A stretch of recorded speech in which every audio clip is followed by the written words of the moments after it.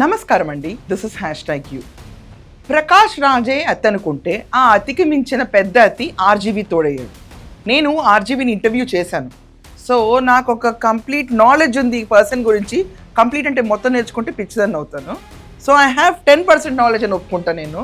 దాంట్లో అతన్ని నేను క్లియర్గా అడిగాను, ఏవండి Jaganmohan Reddy is a serious material అంటే yes is a serious material అని చెప్పాడు. నాకు ఎడిటర్ వేయండి ఇక్కడ. జగన్మోహన్ రెడ్డి పైన సెటైర్ తీయాలన్నారు. Would you go for it? No. Because మీకు జగన్ అంటే ఇష్టం అని చెప్పారు. No, not really. That is, I don't believe that he is satire material. Serious material. He is serious material. అంటే Jagan which is what I tried to do with my last film, You Who Wants.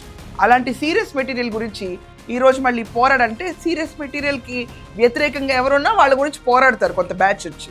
They are completely అంటే వాళ్ళు ఒక ఇజంలో ఉంటారండి. ఆ ఇజంకి ఒక పిచ్చి పేరు కూడా ఉండదు. అదేమన్నా ప్రాపర్ ఇజమా, ఆంధ్రప్రదేశ్కి ఉపయోగపడే ఇజమా? లేదు లేదు, పిచ్చి గోల్ అంతే. ఆ పిచ్చి గోల్తో ట్విట్టర్లో 2 రెట్లేసి పోతూ ఉంటారు. వాళ్ళు రియల్ గ్రౌండ్లో వచ్చి పోరాడేంత స్ఫూర్తి కూడా ఏముండదు. నేపథ్యంలోకి వెళ్తే మనకి నాగబాబు గారు ఆయన లిటరలీ ఒక ట్వీట్ చేశారు. ఆ ట్వీట్ నాకు చదివినంత వరకు నాకు అర్థమైంది ఏంటంటే అది వాళ్ళ కమిటీ మెంబర్స్ అవనండి, వాళ్ళ ఎమ్మెల్యేస్కి వాళ్ళలో ఉన్న భిన్నాభిప్రాయాలు, లేకపోతే జరుగుతున్న చిన్న క్లాషెస్, లేకపోతే జనసేన వరకు పరిమితమైన ట్వీట్ లాగా నాకు అనిపించింది. మీకు వస్తున్న ట్వీట్ చూడండి, ఇక్కడ క్లియర్గా a leader word is final, none have seen devils and demons in the path, he alone knows what is right and what is wrong, shut your doubt, silence your tongue and follow the leader without questions. అంటే ఒక leader దారిలో ఎదుర్కొంటున్న దెయ్యాలని, రాక్షసుల్ని, మోకముడి దాడుల్ని ఆ లీడర్కే తెలుసు, మీ ఎవరికి తెలీదు. So shut your doubts, me doubts కొంచెం ఒక నిమిషం పక్కన పెట్టి దాని తర్వాత మీ వర్డ్స్ కొంచెం సైలెన్స్ చేసుకుని లీడర్ని ఫాలో అవ్వండి అని. దానికి Pavan Kalyan the people's leader అని ఆయన వేసుకున్నారు.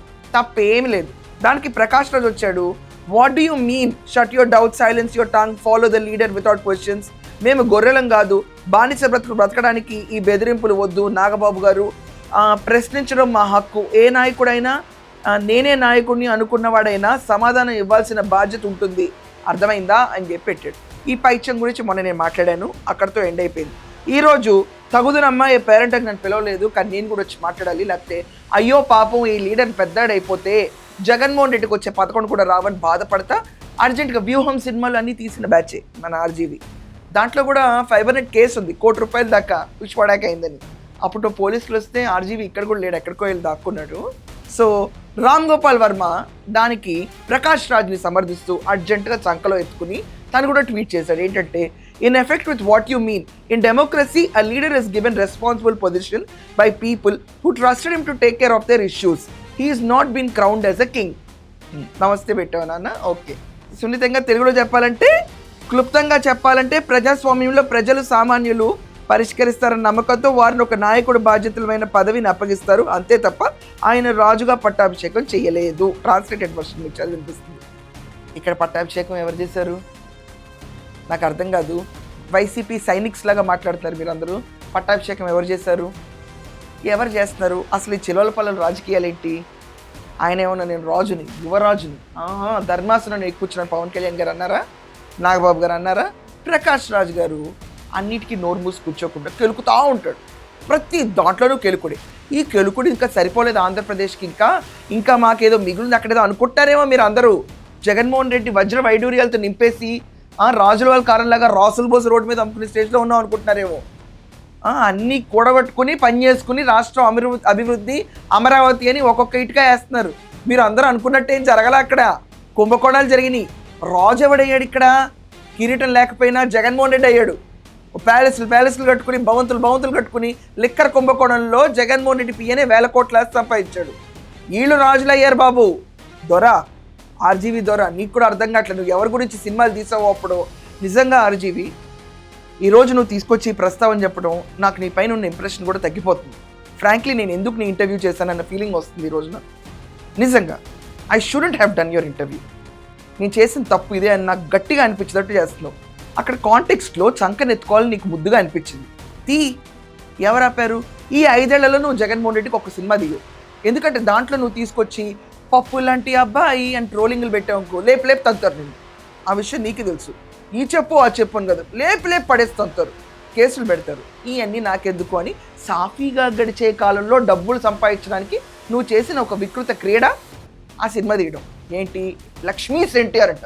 ఏంటో లక్ష్మీస్ ఎన్టీఆర్, అసలు నిన్ను పట్టుకుని పేకాలి ఆ రోజు. లక్ష్మీస్ ఎన్టీఆర్ ఏంటి? Is NT Rama Rao just Lakshmi Parvathi is ఎంటిటీయా? లక్ష్మీస్ ఎన్టీఆర్ ఏంటి? అంత గొప్ప మహానుభావుని తీసుకొచ్చేసి నువ్వు లక్ష్మీస్ అంట కూర్చొని చెప్తా ఉంటుంది మా అల్లెడు అనుకుంటా. ఛీ, ఈ వయసుకు సరిపా మాటలు కూడా మాట్లాడలేదు నువ్వు పెట్టిన క్యాండిడేట్. నేను ఆ రోజు నిన్ను అడిగా, నువ్వు ఆ రోజు ఆన్ స్క్రీన్ చెప్పనన్నావు, కానీ ఇప్పుడు కూడా నేను చెప్పట్లా నీకు విలువ ఇచ్చి.